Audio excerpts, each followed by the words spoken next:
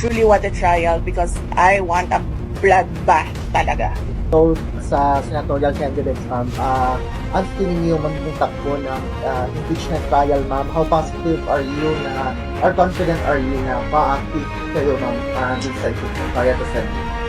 Wala akong expectations of acquittal or a verdict guilty. Basta sa akin lang ay tinanggap ko na kung ano yung magiging verdict. Whether guilty man yon or acquittal, I'm already at peace.